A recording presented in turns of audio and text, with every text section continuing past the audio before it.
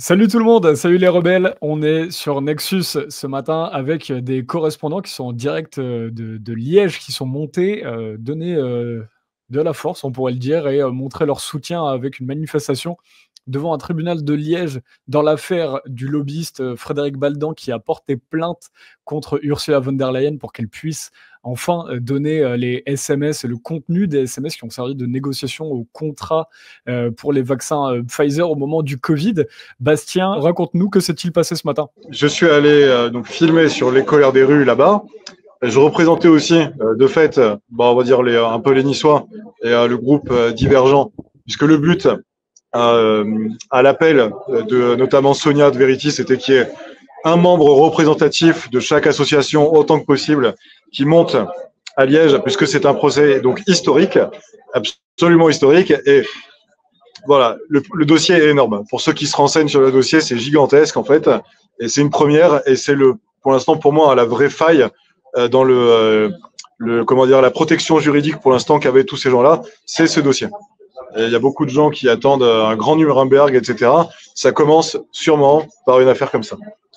Donc. Et alors, ce matin, comment était l'ambiance alors des personnes sur place? Alors l'ambiance, c'était une ambiance de résistants, résistants voilà, très positive. Il y avait de la pluie, mais les gens venaient de loin, pour certains vraiment de très loin, et tout le monde était très fier, on va dire content d'être là. Tout le monde aurait espéré plus de monde, voilà, ce qui est possible, parce que c'est tellement énorme que c'est vraiment possible d'avoir plus de monde à tous les niveaux. Les gens ont témoigné, ça s'est très bien passé. Il y a eu plusieurs lives, voilà, qui ont montré tout ça à tout le monde. Et ça a été une très belle. C'est toujours des très beaux moments de toute façon. Quand les gens montent de partout et mettent en synergie, on va dire, leur énergie pour soutenir des causes, des victimes, c'est toujours super. Et après, au niveau de l'audience, je vais laisser les autres parties qui sont vraiment dans l'affaire en parler. Moi, ce que j'ai retenu, c'est surtout tout est possible. Il y a des gens qui ont laissé leur travail, il y a des gens un jour, il y a des gens qui sont venus, voilà, d'autres pays. Il y avait des Allemands, des Néerlandais, il y avait donc des Français, il y avait des gens de plusieurs villes, évidemment, en Belgique. Peut-être qu'il y en avait encore d'autres que j'ai ratés. Voilà. Et à chaque fois, dès que les gens prennent conscience qu'on vient d'aussi loin pour les soutenir, pour soutenir une cause, il y a un grand bonheur, une grande fierté. Et sachant que pas mal des gens qui étaient présents ici, même ceux qui venaient de Belgique, font le voyage en général pour d'autres événements en France ou dans des pays limitrophes pour soutenir un peu cette grande synergie, voilà, qui est un des points clés, je pense, de tout ce qu'on fait entre toutes les personnes qui sont conscientes des failles du système et qui veulent en changer. Parfait. Est-ce que tu veux qu'on te reprend après? Est-ce que tu veux qu'on commence avec Sonia de Verity? Oui, on n'a pas besoin de me reprendre après, mais je laisse la parole avec plaisir. Donc, aux personnages principaux, on va dire, de tout ce qui. Oui, elle souffre, c'est quand même un peu ça. Donc, je te passe direct Sonia de Verity. Bonjour Sonia, donc Verity France, pour tous ceux qui ne connaissent pas, c'est alors dans nos lecteurs connaissent très très bien, mais pour ceux qui ont moins suivi la crise Covid, c'est peut-être plus inconnu puisqu'il y a eu très peu de relais des médias traditionnels. Vous êtes un collectif avec beaucoup de victimes présumées des effets secondaires et vous avez dénoncé depuis 2021 finalement les manquements dans la gestion politique en France de la crise Covid. Alors, en fait, on n'est pas un collectif, on est une association. Une association, pardon, oui. Voilà, c'est pas grave, Romain. Et comment on en est arrivé là? C'est que j'ai rencontré Fred Beltra, qui aujourd'hui est le président de Verity France. Et tous les deux, on s'est dit, on ne peut pas rester comme ça. Il faut qu'on dénonce tout ce qui se passe. Lui qui a perdu son fils, 21 ans, Maxime, et moi qui ai perdu ma nièce, Sophia, 17 ans. Et on a aussi Guy Massip qui a perdu sa fille de 15 ans. Et tous les trois sont décédés suite à l'injection Pfizer. Et ce que je peux dire aujourd'hui, c'est qu'on s'est rencontrés et on s'est dit, on ne peut pas rester comme ça. Il faut que ça se sache, mais c'est à l'échelle mondiale. Ce n'est pas que chez nous en France. C'est en Europe et mondialement. Donc nous, tout petits comme on s'est dit, il faut qu'on bouge, il faut qu'on fasse quelque chose. Il faut que ça se sache. Parce qu'à la télé, ils n'en parlent pas. Donc, on a décidé de créer une association pour être crédible aussi. Donc, tous les trois, on s'est dit, on ne lâchera pas, on va se battre, on va dénoncer. Et ça fait plus de 3 ans, puisque l'association a été créée en octobre 2021. Maxime est décédé en juillet 2021. La petite Mélanie de 15 ans est décédée en août 2021. Et Sophia, ma nièce, est décédée le 21 septembre 2021. Donc, on a vite réagi et en octobre naissait Verity France. Et depuis. Et alors, ce matin, oui, pardon. Alors, ce matin, donc, que vous avez été beaucoup à venir porter des dossiers directement devant ce tribunal de Liège. Comment. Alors, moi, j'arrive d'Aix-en-Provence, donc du sud de la France. J'ai rejoint la présidente de l'association Contre-Attaque sur Paris, et avec elle, on a convergé carrément à Liège en voiture. Donc, on a pris nos journées pour pouvoir être là, pour venir en soutien à toutes les personnes qui se sont portées partie civile dans cette plainte. La plainte de Frédéric Baldan, lobbyiste belge, c'est lui qui a porté le paix au tribunal de Liège. Et en France, on n'aura peut-être pas la chance de pouvoir traîner Van der Leyen et Bourla, PDG de Pfizer. Donc, on a une brèche qui est ouverte, donc il fallait y aller. Donc, le président de Verity France, c'est lui qui est allé porter cette plainte devant ce tribunal. Et aujourd'hui, alors on était déjà là le 6 décembre 2024, et un mois après, on est encore là à Liège, au tribunal, justement pour, c'est la suite de ce procès, quoi. Alors aujourd'hui, justement, c'était pas un verdict. Aujourd'hui, c'était, comment pourrais-je vous dire ça? C'était une audience, et en attendant, le verdict sera dans un mois. Mais pour l'instant, les dossiers ont été reçus. Voilà. Donc, en fait, aujourd'hui, c'était surtout pour savoir. En fait, il a été, comment on dit, une plaidoirie de la défense pour dire que le procès doit rester ici, à Liège, au tribunal de Liège. Voilà pourquoi aujourd'hui. Donc, c'est ce qui a été débattu entre les parties civiles, la défense et les parties qu'on accuse, les avocats de Bourla et de Van der Leyen. Donc, oui, il faut expliquer pour la population. En fait, ce qui est intéressant, c'est que la Commission européenne essaie de récupérer par son procureur européen, qui a un projet juridique de l'Union européenne qui est en train d'être mis en place. La Commission européenne et Ursula von der Leyen essaient de récupérer cette affaire, qu'elle soit jugée chez eux, et non pas comme Frédéric Baldan le voudrait en Belgique, puisque ce problème de contrat des SMS qui ont été négociés de façon abusive ont été faits probablement sur le territoire belge, et c'est ce que demande Frédéric Baldan. C'est ça. Alors, aujourd'hui, comme il y a le secret de l'instruction, on ne peut pas dire ce qui se passe exactement dans ce tribunal. Parce que pour raison de confidentialité de l'enquête, on ne peut pas dire réellement ce qui se passe. On ne peut pas dire les pièces que nous avons eues connaissance, on ne peut pas parler de tout ça. Mais la vérité va éclater quand, on ne sait pas, parce que ce n'est pas nous qui décidons, mais on lâche pas. On lâche pas. L'association Verity France est là, et moi je suis là aussi pour soutenir le président, et puis aussi pour toutes ces victimes, toutes les familles qui ont perdu un proche, et puis aussi pour aujourd'hui les personnes qui souffrent d'effets secondaires. Aujourd'hui, il était important aussi de venir à Liège, et on aurait aimé qu'il y ait encore plus de monde, qu'il y ait plus de collectifs, plus d'associations qui se mobilisent, parce que Verity France se mobilise pour le bien commun. On se mobilise pas que pour nous, on se mobilise pour tout le monde. Donc, il y a eu du monde, attention, hein, mais là, rendez-vous le 20 janvier, donc ça ne sera pas un verdict de condamnation, non, ça sera pour savoir exactement si on continue notre procès ici. Le 20, ça sera ça, voilà. Mais si on obtient des réponses positives, ça voudra dire qu'on va continuer ce procès ici, et les condamnations, on espère, on reste positive, vont tomber.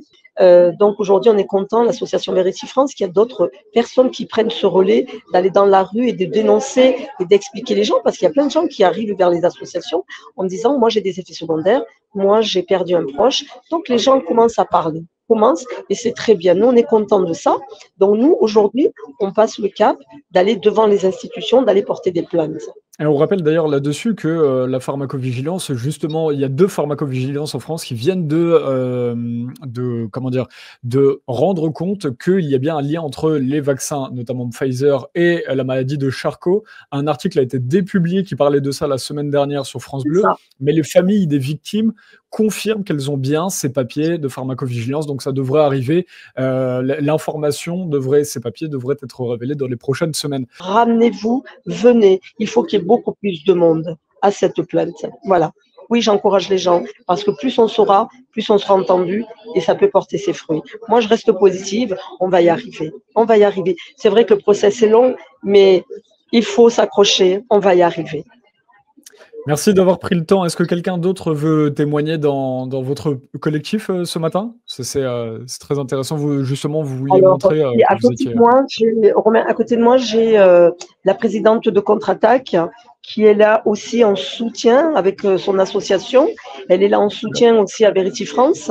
Et j'aurais aimé qu'il y ait d'autres collectifs et d'autres associations avec nous parce que on est là pour aller beaucoup plus haut. La rue, c'est bien et au contraire, il faut dénoncer dans la rue, mais c'est bien aussi d'aller contre les institutions pour montrer qu'ils n'ont pas le droit. Ils n'ont pas le droit, ils jouent avec la santé des gens et aujourd'hui, il faut les arrêter. Il faut les arrêter. Je passe le relais avec Nora, la présidente de Contre-Attaque. Bonjour Nora, donc Nora de Contre-Attaque qui est avec nous. Alors justement, on l'a évoqué tout à l'heure, la pharmacovigilance a commencé à reconnaître notamment des liens avec la maladie de Charcot. On voit énormément de victimes, des centaines de victimes qui sont indemnisées par l'ONIAM, qui est l'Office national d'indemnisation des accidents médicaux en France. Pourquoi c'était important pour vous, dans ce contexte-là, de venir à Liège ce matin? De faire, pardon? De venir à Liège ce matin. Ah, c'est plus qu'important. Et d'ailleurs, on se demande comment se fait-il qu'il n'y ait pas plus de monde que ça? Parce que ça concerne tout le monde. Alors, il y a des personnes qui vont être meurtries jusqu'à la fin de leur vie parce qu'à leur table, il manquera quelqu'un. C'est le cas de Frédéric qui a perdu son fils et Sonia et plein d'autres. La liste est longue, malheureusement. Et il y a ceux qui se sont fait injecter, qui portent en eux cette solution expérimentale qui fait que nous, qui en avons dans nos familles, dans nos proches, on se dit, on vit dans la crainte, on vit dans la peur qu'il leur arrive quelque chose. Nos vies ont changé à tous. D'ailleurs, j'irai au-delà de ça en disant que nos vies ont changé à tous depuis que nous sommes rentrés sous le joug de la Constitution européenne et à tous les niveaux. Je ne vais pas m'éloigner du sujet, mais nous avons une bande de mafieux, de conspirateurs, parce qu'on dit il y a les complotistes, etc. S'il n'y a pas de comploteurs, il n'y a pas de complotisme. Et ce n'est pas du complotisme de chercher la vérité et que la justice soit. Nous cherchons à faire rendre justice. Et nous devons être solidaires tous et venir quand il y a des rassemblements. Il ne faut pas croire que les choses qui se sont faites, et ça n'appartient pas au passé, hein, parce qu'il y a beaucoup de personnes oubliées se disent oui, le Covid, c'est derrière nous. Non. Pour la plupart, vous avez été injectés. Donc le Covid est toujours là, avec les effets secondaires qui, on l'espère, ne seront pas pour beaucoup. C'est pour ça que nous sommes là. Et nous serons là encore demain et après-demain. Et tant qu'il le faudra, même en allant dans d'autres juridictions faire justice, parce qu'on sait que quand on a utilisé certaines juridictions, on peut aller au-delà. D'ailleurs, il y a la Cour de justice internationale qui est très bien. Apparemment, les juges sont plus indépendants parce qu'ils arrivent en fin de carrière et qu'ils peuvent avoir plus d'indépendance en fait.